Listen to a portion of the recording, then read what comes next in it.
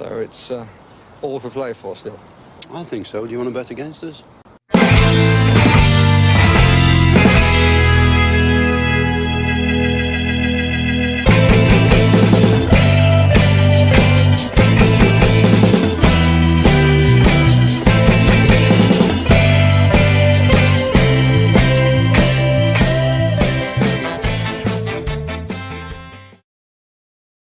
Hi, villains, and welcome to For the Love of Paul McGrath podcast Brighton preview. Start to the Steven Gerrard era after hearing him in his post-match or pre-match, should I say, press conference today, all dressed up in his suit.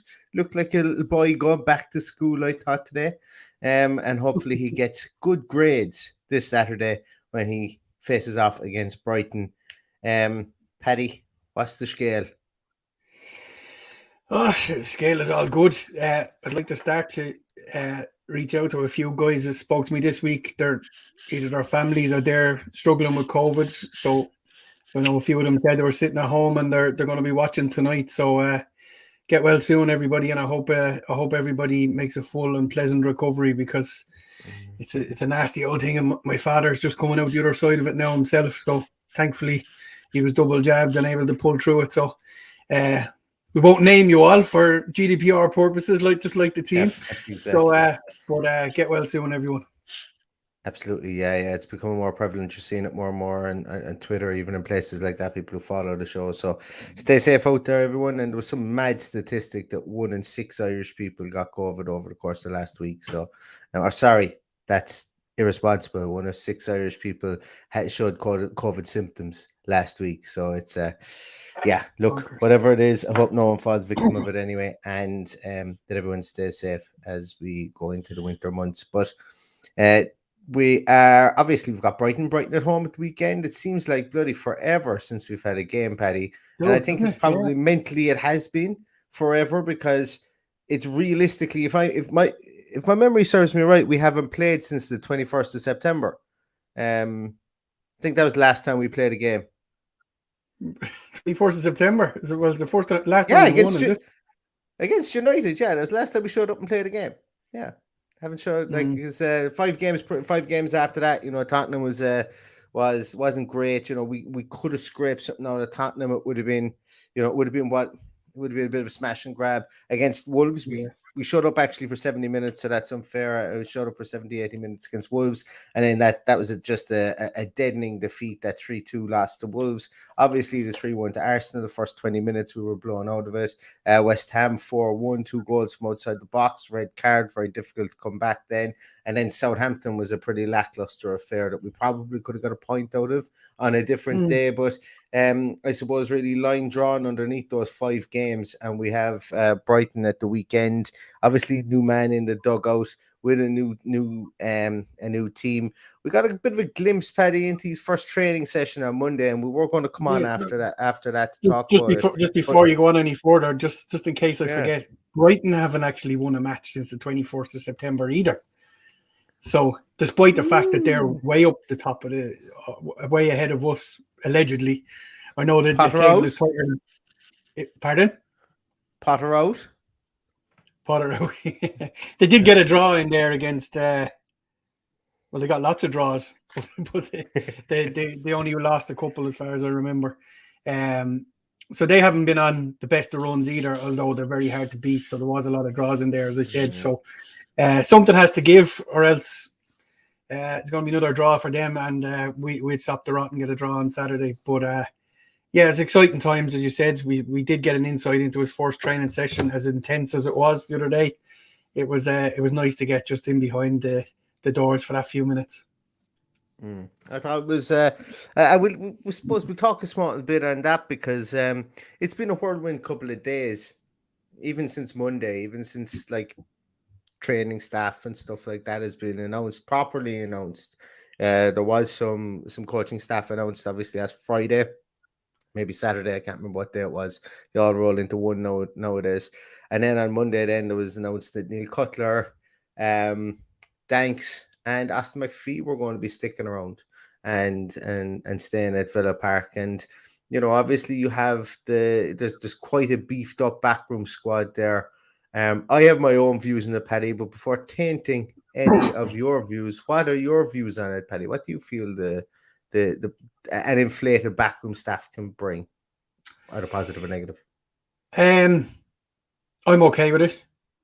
I think everybody has their place. I think they're going to have a bit of hassle trying to find out where Aaron Danks and Austin McPhee fit into it, given the size of what he's bringing in.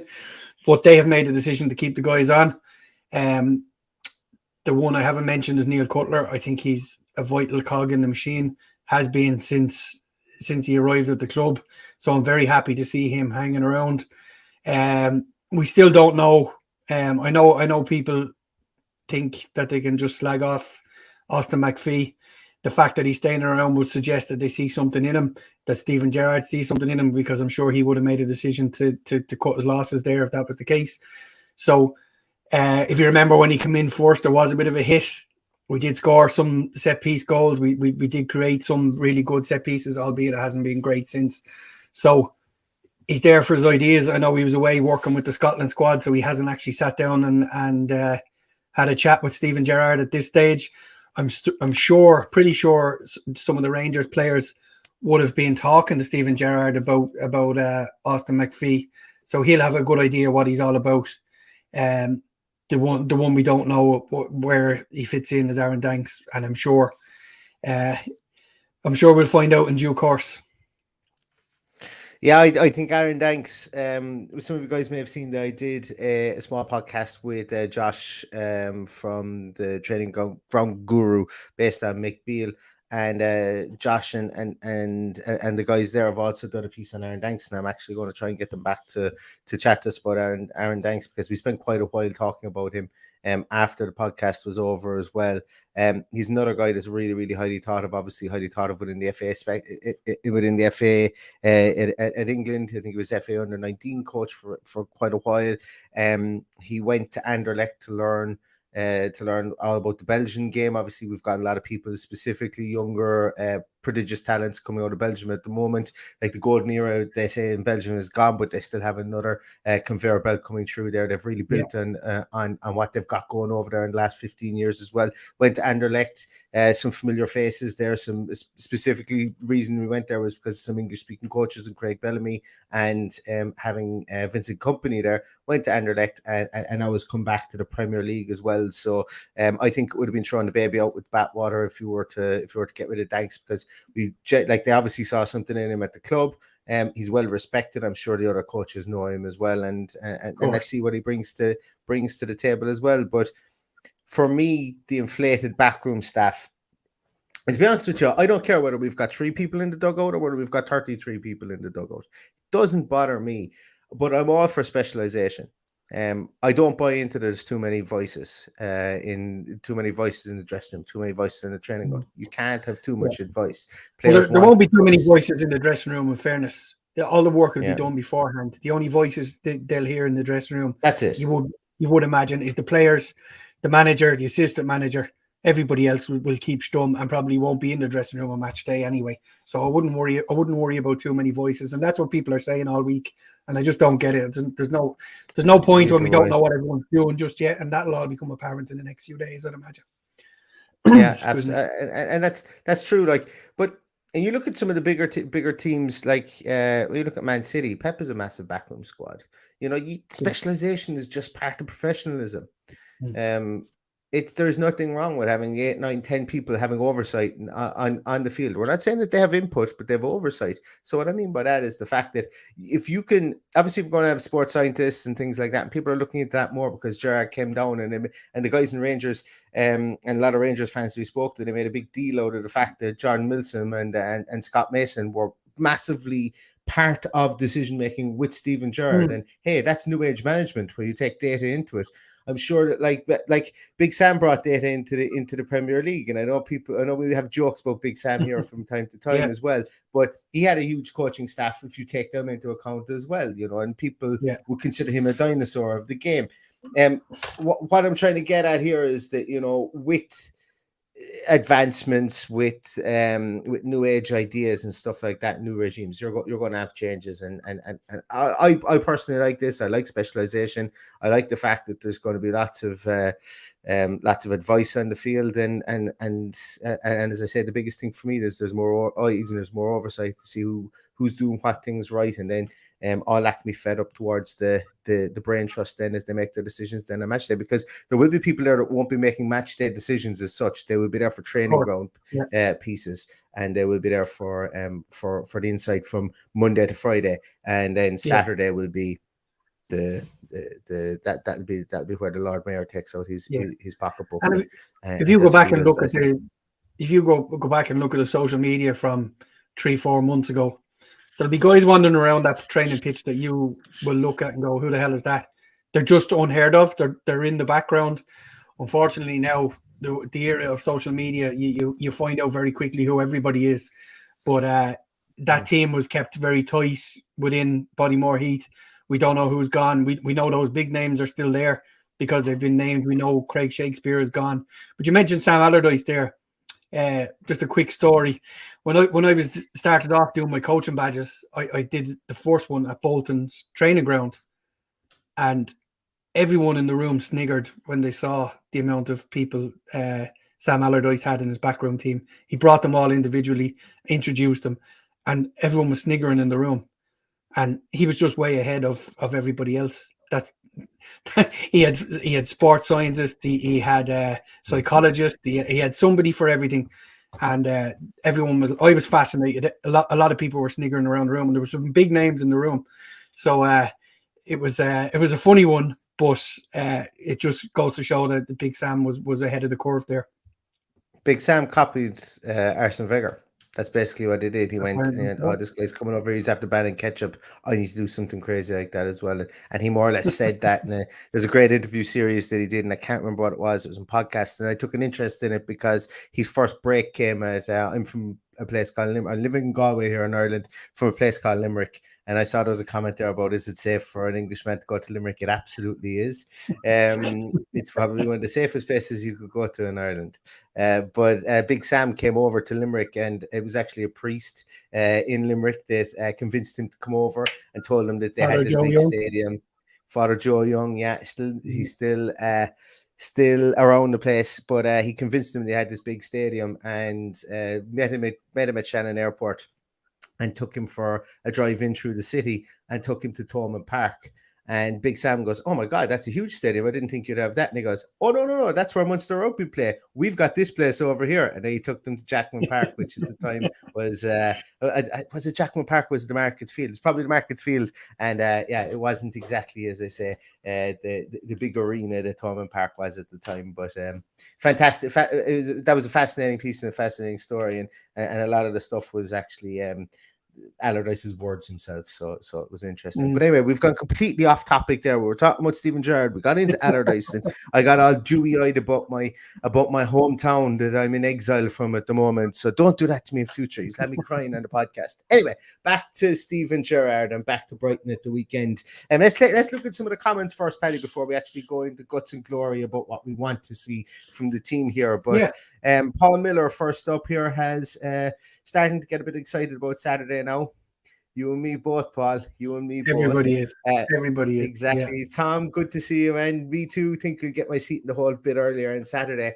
I think there'll be a lot of people who will going in looking, trying to see warm up, see if they can maybe there for the team announcements, stuff like that, because the people are going to be hanging on everything that happens, every news bulletin that comes out of Villa Park in the run up to it, and we're going to have a massive team sheet tantrum on Saturday, and I'm really looking forward to it. But any news bulletins and stuff like that will be coming up. People will be hanging on every word to see what team and what kind of formation, and pick holes in it and rejoice in the team sheet. So I'm looking forward to it as well. Junior says, just want McGinn to put in a performance like the other night. He was on fire. I didn't see it, but everyone I spoke to a man or a woman, said that McGinn was absolutely fantastic for Scotland the other night. And I can imagine that a good midfield performance like that won't go amiss on Gary Mack, or considering Gary Mack is probably watching it in his TV, or Steven Gerrard, I would imagine. I'd say they were both watching. He's going to have an interesting job on Saturday, because by the looks of it, we don't have Luis or Nakamba. So the team sheet will be a bit of a tantrum, I'd imagine, on Saturday when we see what's going to be put out there. I actually have no idea about Luis. I've no the only reason that I'm speculating and I'm having see sometimes they're turning to a 13-year-old boy, and I'm just going by some of the photos that went around about Douglas Luis recently. I'm going, oh, did he have an injury? How did he injure himself? What's the crack with Douglas Luis? Is he Well, injured? he was injured before. He was injured before the break, if you remember. Oh yes, he He was. He was. he He did, he was. He didn't was. he didn't travel at all. So it's going to be an interesting one to see how he lines up that midfield. I would imagine it's McGinn and Ramsey and another, but who that other is it Sanson possibly, depending on what he does in training this week. And as we saw, Tim Irabumum, is that Yeah, his name? young Tim, as Young Mick Bealey Tim, called him, young Tim. Young Tim was right in the middle of things in training the other day. So I'm wondering, is he in the plans to be brought in to do that job? But we'll see. He's if you like as the saying goes, back home. If you're old enough, you're good enough. No, if you're good enough, you're old Absolutely. enough. It's completely opposite way around. Yeah, and that brings me nicely on to my next comment. Hope you're sleeping well with the newborn baby. There was just proof that I think I'm sleeping well, but I obviously am not, considering I butchered that. I completely utterly butchered that. That old saying. Neil, my namesake, is heading over to the game on Saturday. First time in Villa Park in a long time. Can't wait. Should be brilliant atmosphere. Neil Callahan, fair play to you. You couldn't have picked a better game to go over for, really, Enjoy because it, I'd say Neil. the Should be a atmosphere. good one. It's going to be red hot over there, I would imagine.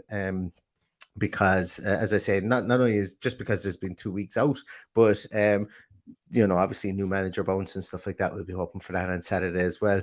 This is an interesting one from Paul Miller. That McGinn started the last few games in the right wing for Scotland. Expect him to be pushed forward.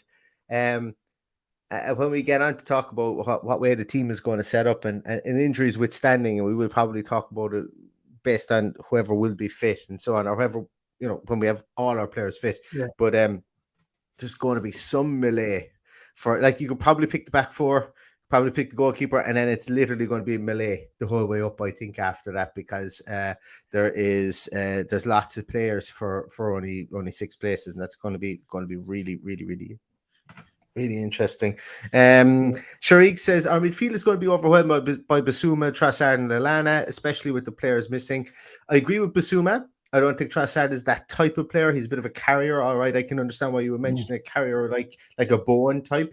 He's fast, he's tricky, and Lallana, I never really ever saw it with Lallana, and know that he's probably about 34. I'm saying now, and now that I'm saying that, watch him curl one in from outside the box now in the 22nd minute and fucking absolutely make an idiot of me. But I would be more like it's Solly March that really kind of kills me more whenever I see him playing for Brighton, because he always seems to have a good game against Villa whenever he plays, whether he's at right back, left back, midfield, wherever they play him, he normally has a good game. But they do have a lot of industry there in midfield. It would be interesting, but we'll get on to how I think our midfield, or how I want our midfield set up in a moment. But that is an interesting one as well about Basuma, Trossard, and Lallana, if they are the ones that play. Another correct point here from Paul Miller as well, one that we've forgotten about. So Jason Steele is going to be in goals because Brighton's first choice goalkeeper is out, and he is key to their build up there, Spanish Bob. So we do need to press them, specifically get in on top of Duffy. Shane Duffy, the Messi of the skies, do not let him get a run at you at corners, because he's lethal in the air, as us Irish fans know. Obviously, Lewis Dunk was tipping in and around the English panel as well, so he's going to be in there too. But if we can get at them while they have the ball at their feet in defence, and I'll be hoping that our strikers will be able to do that and press high, I would imagine Stephen Gerrard would want nothing less than that as well. They're also potentially minus Dan Byrne as well, who's carrying a knock. He's doubtful, so hopefully that's the case, because he always seems to have a decent game against us as well. It's because, like, usually whenever we play against them, they always have the tallest back four with Veltman at right back, Duncan, Duffy, and then Dan Byrne, who's about 19 foot tall, playing at left back as well. It's always hilarious to see him. He's the epitome of, he's got great feet for a big man. Like, he just really is, because he's absolutely huge. He's Dan Byrne. But yeah, they are missing people as well, and as you said, they're not in the most fortuitous of runs either as well, which is important. Macadamia agrees with you, Paddy, that Dougie out, fancy young Tim getting a debut as number 6. I wouldn't be surprised to see him on the bench, provided that injuries withstanding. If Sanson is back, I would imagine somebody like Sanson would start. I could imagine Carney maybe getting a look in there as well if he's in and around the panel. But we have midfield reinforcements. Whether they are fit enough or up to the task just yet after 1 week of training in Gerrard's system will be really interesting to see who he plays in there. Maybe we see Axel Tuanzebe in there. He did pull him aside at training. Everybody saw that clip. Maybe that's something that they should. I read this one, Neil. Now it's stuck in my head and I can't get it out of my head. Oh no.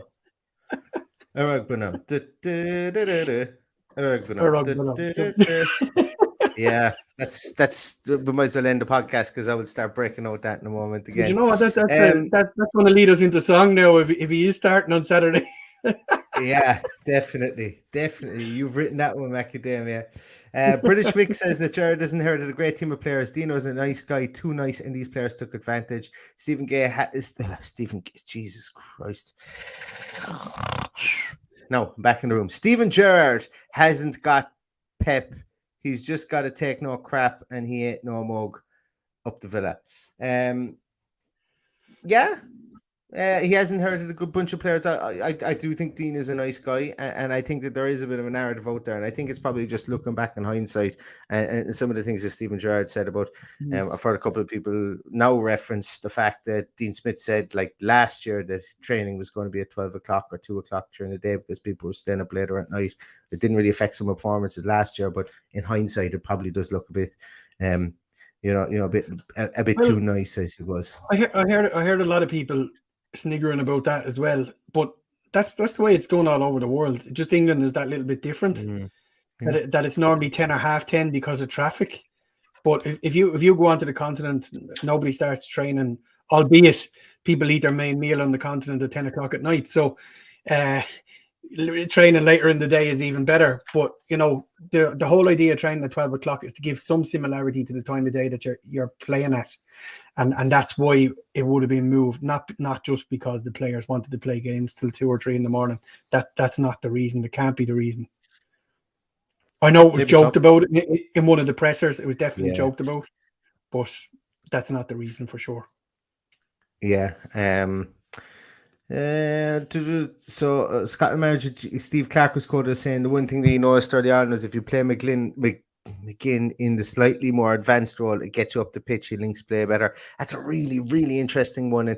And I suppose it really brings me on to what I want to see from this team and kind of it's a nice segue into what I think we will see differently within this team. One of the big things that I've had an issue with specifically this year is our spacing in midfield has been absolutely diabolical at times. It's been all over the place. Spacing between our midfielders,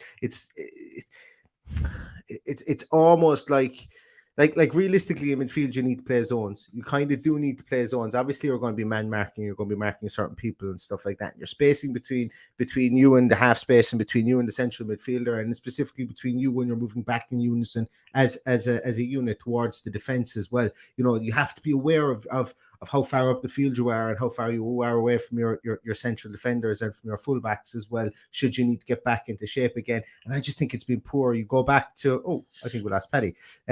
You go back to the first game that we played against Watford, and it was really bad. It was really, really bad, and I highlighted it, and I probably went in too hard on the Canva at the time. But that's one thing I really want to see. And what you mentioned there about McGinn being maybe further up the field is going to be super interesting here to understand, I suppose, when we do look towards the lineup. I think on Saturday. So where we do play him again, and it will be very, very interesting to see where he is played on Saturday. And I think he will be the keystone to figuring out where this formation goes. Paddy's back. We've got a couple of more there as well. Fred Red, thank you so much. Fred Red thinks that we're going to go with a 4-3-3 with Watkins left wing, Ings in the middle, Bailey right wing, McGinn in the number 10 role with Ramsey and Carney also in midfield. I could see that. I'm going to say it again. I'm going to say it again about Carney, and this is not a criticism. You just can't you can't make somebody fast if he isn't fast. And I think that Carney will move back towards a 6 role, a 6 position, or an 8. I don't think we're going to see him in a 10 position. I could be 1,000,000% wrong. He's only played fleetingly for the senior team, but I think the further up the levels he goes, I think he'll move back into more of a defensive midfielder. I just think he's missing that tiniest little bit of pace. But could he play in the 6th position? I absolutely think he could. Yeah. Ramsey and Carney, 2 6s with McGinn a bit further forward. That would be a bit inexperienced in there in the 6s, but if they do what they're told, like what I mean by that, I don't mean it like children, but if they keep their spacing right, and sometimes putting players in like that works better than not. And I'll give you an example for that. Well, the club that I used to play with back home was a club called Ballingarry AFC, and we had a young guy go over to Wolves, and Mick McCarthy gave him, his name was Anthony Ford, and he's playing with Oxford at the moment, and Mick McCarthy gave him his first break in the Premier League, and he played. I think he started him against Chelsea. And at the time, Chelsea were all conquering. This would have been in 2000 and it would be 10 years ago, so about 2011, 2010, 2011. And he played him right wing. And afterwards in the interview, McCarthy said he was a young kid that I knew if he told him what to do, he would be as disciplined as all hell, and he wouldn't be worried about getting the ball and bombing on forward. What he would do is he would keep his defensive position, he would keep his position. And sometimes things like that work. I think they got a result out of it as well. I think they might have got a draw out of it. But he would start him in games against Chelsea, Arsenal, United, big games like that, because he was disciplined in what he did. So it didn't matter what age he was. Is what I'm trying to get at there. So maybe we could have Ramsey and Carney in midfield there, based on what Steven Gerrard wants them to do. Absolutely. Yeah. And thank you so much for that, Fred Red. Really, really appreciate it. Appreciate it there as well. And this is Miles Morris comes in as well, saying McGinn didn't play midfield for Scotland. He played as inverted forward on the right. And that's the other thing I want to talk about. We have an absolute ton of players who could play in that 2 10s, inverted forward, inverted wingers type. Inside forward, whatever you want to call it. Inside forward, yeah. We have tons, and I wouldn't be surprised to see Ollie Watkins in the bench at the weekend. Well, Danny Ings is still carrying an injury apparently, so we don't know that. So he was training on Monday, though. I saw him; he was definitely in that training video on Monday. But yeah, it'd be interesting. To see. And I'm not like, this isn't me saying anything bad about Ollie Watkins. I just think, look, if you were to pick players that were to play in that position, maybe we don't see Leon Bailey in that started the weekend, and it's maybe he needs more time on the training field to be more disciplined in that position, because he will only have had a couple of days coming back from playing with Jamaica. So it's really going to be absolutely kind of fascinating to see who plays. And if we did have all our midfielders, maybe we did see McGinn push forward into one of those false 10 roles, or those inverted winger roles, should I say. You got to bear in mind that he hasn't had a whole pile of time to convert the players into this system. We may not see that system straight away. This might be a slow burner. He might just go an old-fashioned 4-4-2 just to steady the ship this weekend. So I think we just got to be patient with him until he gets that together. I don't think there's a hope in hell he plays 4-4-2 this weekend. Well, probably, you know what I mean. I'm just playing devil's advocate. That it could be a 4-2-3-1. There's loads of things he can do, but I don't envisage you're going to see him reinventing the wheel with those players in a few days. Paddy, I got to whisper it. Imagine if he played 3 at the back. Don't tell them. Don't tell people listen to the podcast. Don't say 3 at the back. People go mad. Don't say it. Next piece that we have here is, and he won't play 3 at the back as well. I'm only joking as well. That's why absolutely joking. I would be blown away if that happened too. But I think Owen Bradley says here that he thinks he'd go with 3 in midfield and Tuanzebe could play defensive midfield. That's a very valid point, because if you remember after the video the other day, I messaged you and went, Tuanzebe is very in the middle of this. Yeah. Now, yeah, I read into these things an awful lot, and I know I probably shouldn't, but Tuanzebe was very active in the training session that we saw. Aye, he was, and Gerrard took him aside and was talking to him, and it was no, I know it was just carefully edited video and stuff like that because it was a one-on-one interaction, manager to player. But with the dearth of injuries that we do have at the moment, it's probably it's potentially something that we could see. We could definitely see for sure. And you know what? I was talking about spacing. Maybe we do go with and you talked about a 4-4-2. Maybe we do go with the. Start again with my English. Maybe we do go with those inverted wingers, but it does turn into kind of a 4-4-2 when we're attacking, and it's more of a diamond, maybe a diamond situation where we have Tuanzebe more at the anchor point of the diamond, and we've maybe McKinn for the forward, and we've two younger legs that are fit that can get around the field in Ramsey and Carney then in the middle, and then maybe you've got someone like Bailey who's given a role to bomb forward onto maybe an Ollie Watkins or Danny Ings if he's fit, or maybe you've got Sanson inside there with Ramsey. Actually, that wouldn't be a bad idea to have that diamond, a Sanson Ramsey kind of combination. Tuanzebe playing more at the anchor point, and then again maybe at the top of the diamond as well. That might be something that might be interesting as well, and it would allow him to still stay relatively within the same kind of structure of the two inverted tens or the two tens inside there as well, while not breaking too much from it.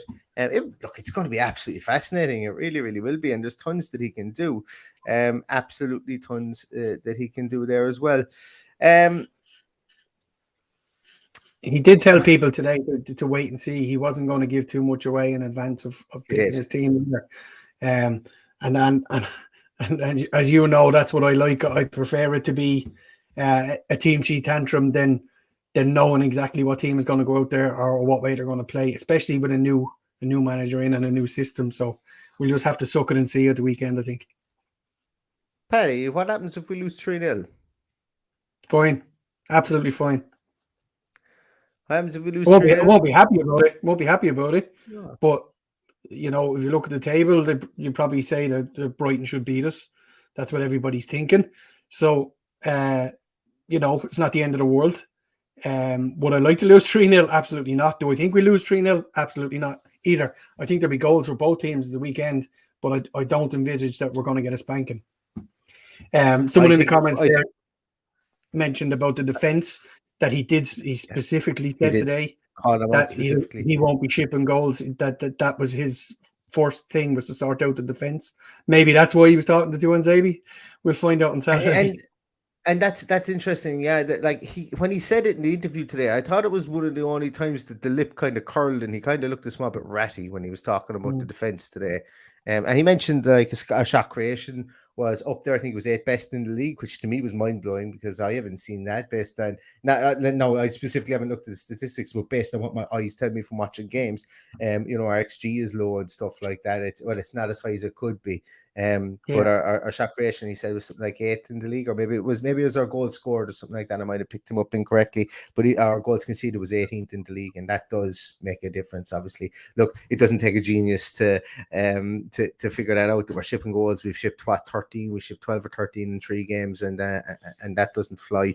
That doesn't fly at all. But I think if we lose 3-0, I'm surprised. I think if we're down 3-0 with 10 minutes to go, he might bring himself on to kick a few people of his own players up in the air, and Gary Mack. And Gary Mack as well, no better men as well. Fred Reid, thanks very much again for the super chat. Gerrard said the starting left back would be decided via 100-meter plate or sack race. By the way, Target and Young, between Target and Young, innovative. Do you know what? I might go on some unnamed betting sites and see if they could give odds on who would win that, because that would be an interesting one. But look, I think specifically with regards to the left back position, it will be interesting. He mentioned Ashley Young, and a lot of the comments and a lot of the commentary, should I say, on his appointment are talking about the fact that obviously he knows Ashley Young from playing in the England squad, and he's going to rely on him to be a leader within the team and to get his message across. And Dean Smith brought Ashley Young in to do that as well. So maybe we see Ashley Young start at left back. Well, I think it was. I don't know if I like it, but I think it was maybe Greg Evans I heard saying that Ashley Young could play in one of the inverted tens, or the inside left or inside right, whatever it is, whatever way you want to call it, which will be interesting as well, to see where he has earmarked People for him. blow a gasket if that happens. I think they would, considering the talent we have. Gasket. No, like it's like 60, 70 million on the bench. And I'm not, look, it could be a masterstroke. It could absolutely be a masterstroke. But Dean Smith brought him on left side of a midfield. And I don't know. I don't know. It could happen. Look, and I'm not going to sit here and say it's the wrong decision. It could be a masterstroke because he could be playing a completely different position and given a completely different role to do. I'd actually, do you know what? I'd nearly prefer to see him in there than see him at left back because I just think he's too. I just don't think he has that.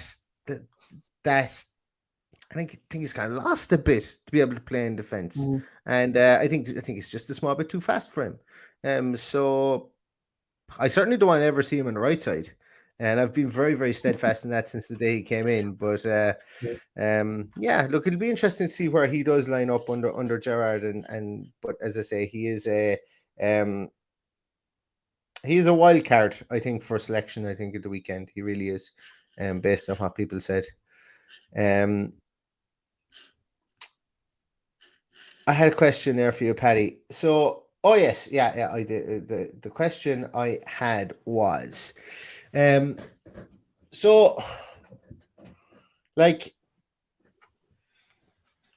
think, or do you think that Steven Gerrard is going to go out gung-ho to win this game at the weekend, or do you think he's pragmatic to know that he will have only had the majority of his, what I'm going to term his quote-unquote big names, his internationals, for a couple of days? Do you think he's going to play it safe the weekend?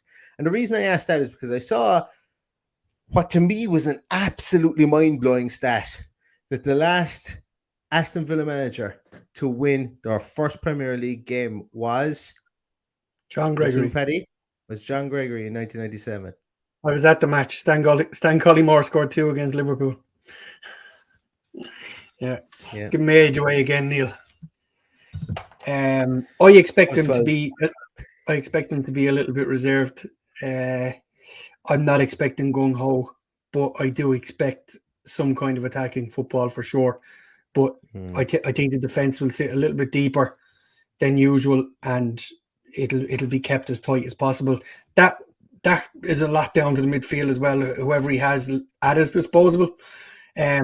Maybe Luis and Nakamba aren't too bad. We don't know that, so we'll just have to wait and see at the weekend. And it will be interesting to see who comes in. Be interesting as well if Bertrand Traore rocks up and he's fully fit to play, considering the night since he's had to put up with it, Burkina Faso, and in fact his teammates were calling him out, mindlessly calling him out and stuff like that. And it's been a weird couple of weeks in African football when you see some of the things that went on in other nations as well. But it's hopefully he does get fit soon as well, because I think he could definitely play in one of those inverted winger positions too, and give us something. Rick Leong, well, thanks a million for tuning in, Rick. Rick's more concerned about the mentality the lads will bring to the game versus the formation. Can they get back to believing they can get a result?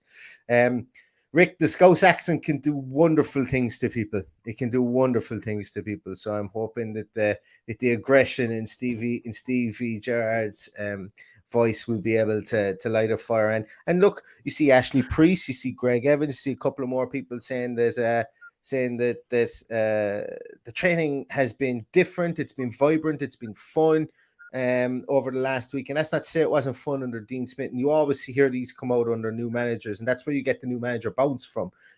But I think that I think that sometimes a different voice can bring a pep to people's step as well. So I'm not quite sure that the mentality piece would be it could be, and there could be people out there that might need to pick themselves up off the floor, to get themselves over the Wolves game. But I think having a new voice in the dressing room and having a focus point to kind of want to impress somebody new will plus I think the word will rather be passion as opposed to aggression from the management team. they need cool heads out there as well. And if you judge while Gerrard was very measured on the line, because I saw a good bit of him at Rangers, and he was very measured when he played football as well. You never saw him steaming in 2-footed and snapping fellas in two. He did do it once or twice, but very rarely you see a bad challenge from Steven Gerrard. So it was a good, honest. He was one of the best footballers the Premier League has seen, and he just led with passion all throughout his career. The minute he got that armband, he was just passionate. So I don't see the aggression side of it. Maybe that'll come from the Scottish voice in the dressing room of Gary Mack, who we have seen lose the cool from time to time, even when he was at Villa. So, I'm hoping it's passion as opposed to aggression.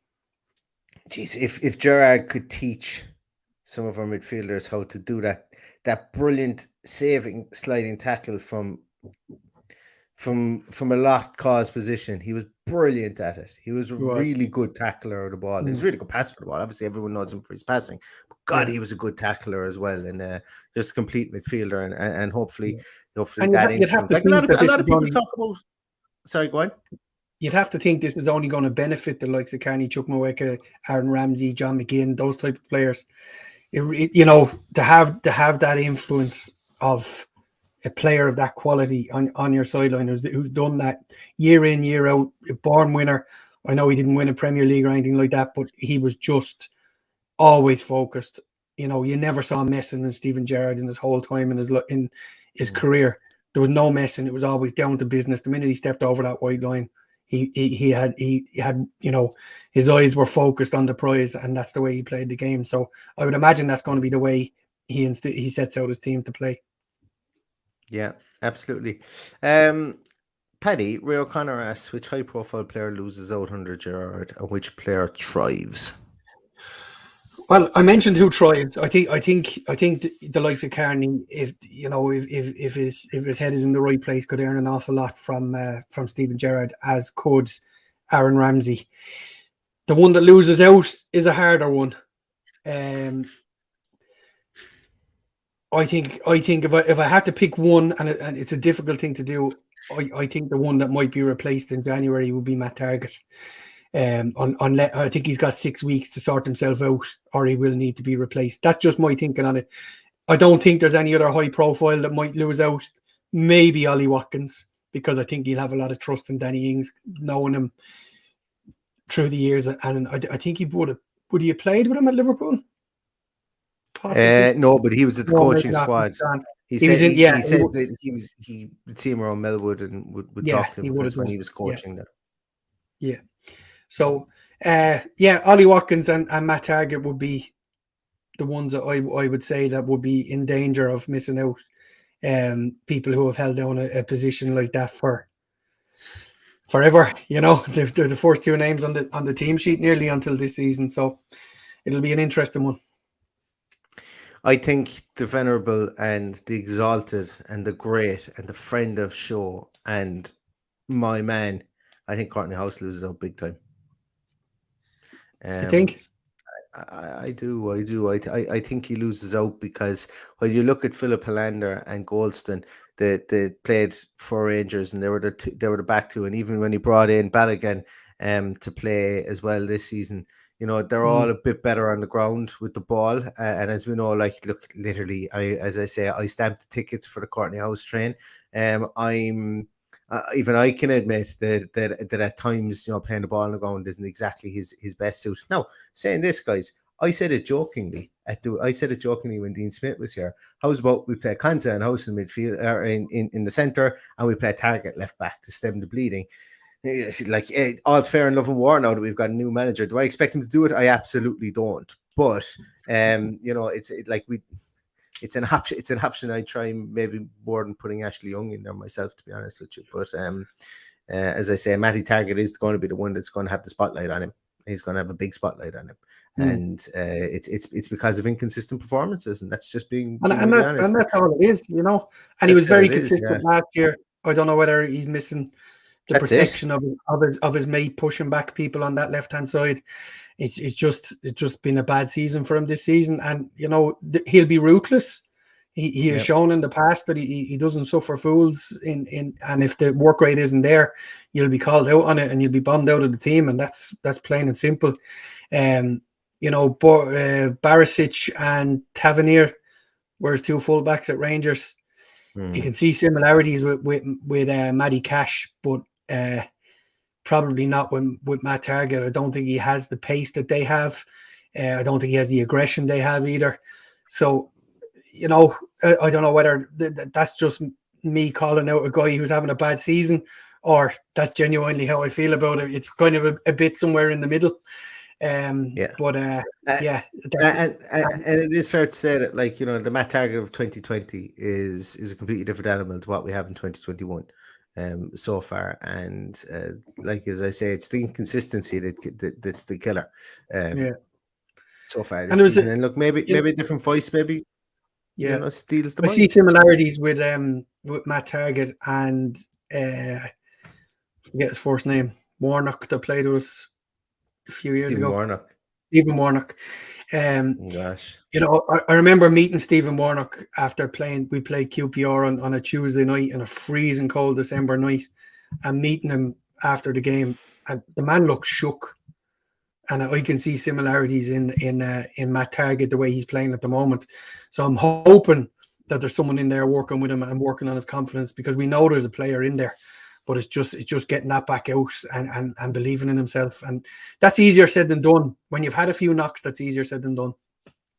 It is, but I think 2 weeks it's better have 2 weeks to work on it than not have them, and have 2 weeks to work on them. And bear in mind, he's had injuries too. Injuries, injuries have upset his pre-season as well. So hopefully, he's got a kind of a mini. We've said that so many times about a mini pre-season and these international breaks, but it hasn't come around through injuries and COVID and everything else that's been thrown at us. So all we can do is hope for the best. I genuinely would love to see him. I really like Matty Target. I think he's a good guy. You can see he loves the club. He always gives 100%. But when you're lacking in confidence, even the best of them suffer with the yips, as they say. So we'll just have to wait and see. Paddy, who do you fear the most for Brighton at the weekend? For Brighton, he was mentioned there in the comments, the young lad Lamptey, that every time I've seen him play, I know he's coming back from an injury. He's probably not a full tilt, so that might help us. But if he's playing, I worry about him going down Matt Target side of the pitch, and that's why I mentioned and singled out him. There are others, obviously. Our old friend Mopai as well. He always seems to give us a bit of a run around. Trossard having a really good season. There's plenty there. They're a decent bunch. You could nearly put a dartboard on and you're throwing a dart at a decent player. They're all honest to goodness footballers in that team, so you know exactly what you're going to get as well. I know I said it beforehand, and as people follow me on Twitter, they know that I've got there's a pet name for him, but I genuinely am afraid of Shane Duffy at set I left him for you to say, you see. I know you did. You're very good. You're very good. But the Messi of the skies, he is. He's dangerous. He's dangerous at set pieces. Is Shane Duffy, and the way we like to leave the back post small, have a soft underbelly at the back post. I don't like what I see there with the likes of Shane Duffy barreling his way in there as well. But he can be the weak link as well, because we press the living daylights out of him. He might snuff up a chance high up the field for us too. But I think that he is somebody. Obviously, Basuma is somebody that we're going to need to keep the ball away from. And what I mean by that, keep it away from him in attack, because he is a very, very, very good defensive midfielder. A lot of people call for Villa to sign him. But he has had some allegations, we will call them, I think recently against him. for one reason or another, and I don't know anything about it, just something I read on Twitter, and that's all I would say about it at the moment. But he's somebody who's going to be in there, and he's a mighty good footballer when he's on song, for sure. But I do fear, obviously, if we've got Maupay, he just loves to play against us, but I fear for us at set pieces with the likes of Dunk and Duffy, and if Dan Byrne is in there as well, he's a big boy that gets in there. And yeah, they've got some good players they can bring off the bench, like Alexis McAllister, fine player. Moses Caicedo, is it Moses Caicedo that they have? Yeah, he's another young, I think he's the Ecuadorian guy. I don't know if he's gone out on loan, if he's even still there. I didn't look up. He's a fine player too, but Alexis McAllister is a good option for them off the bench as well. And Stephen Azate as well as another guy. So they've got people they can bring off the bench that may not be household names that can really, really work as well for them. And they've built a nice squad there. It might not be, as I say, they may not have spent a lot of money. They may not have they're like a hipsters football team, I suppose, but it's paying off for them in some of the players that they've bought too. Paddy, we're here 50 minutes. This is about 20 minutes longer than I'd envisaged just talking about this game. But do you want to give a score prediction, or will we wait and see what the team sheet tantrum is on Saturday? Will wait to see what the team sheet is? Because I think so. Tough. Yeah, we'll wait and see what's going to be put out on Saturday on both teams, because we know they're struggling with a couple of knocks as well. So it'll be interesting. Yeah, we'll leave it till Saturday, I think. Yeah, I think so as well, because it'll be interesting to see what way we line up, and it's really just like you don't even know what the ingredients are for the cake at the moment, so you don't know what type of cake is going to be made on Saturday. So we can't predict anything at the moment, but I think that's going to do it for us tonight, guys. It's been a good conversation. We haven't been here in a while to chat to you guys, but we will be back on Saturday with a team sheet tantrum, as I mentioned. And that will be at 10 to 2. We didn't even go into too much of the press conference as it starts. No, we didn't, because I suppose that's kind of really been done to death, and everybody's read every word that he said. And to be honest with you, I thought a lot of it was a bit milquetoast in places. I much preferred his interview with Villa TV, but it was an interesting one, interesting piece. Can I just quickly give you something that really impressed me about the press conference today, and it's probably something that hasn't been mentioned. They said the press conference would start at 11 o'clock. It started at 11 o'clock. There was no bullshit. There was no messing. There was no Sky Sports reporter standing around waiting on someone to turn up. They were there. They were there at 11 o'clock. And I think that's a measure of a man who knows what he's doing, who knows what he wants, and no bullshit, straight in, 11 o'clock on the dot. I was impressed by that. It might seem a trivial and little thing, but how many times you waited on a press conference and then went, oh, for God's sake, get on with it. I thought it was an excellent move and a statement of intent.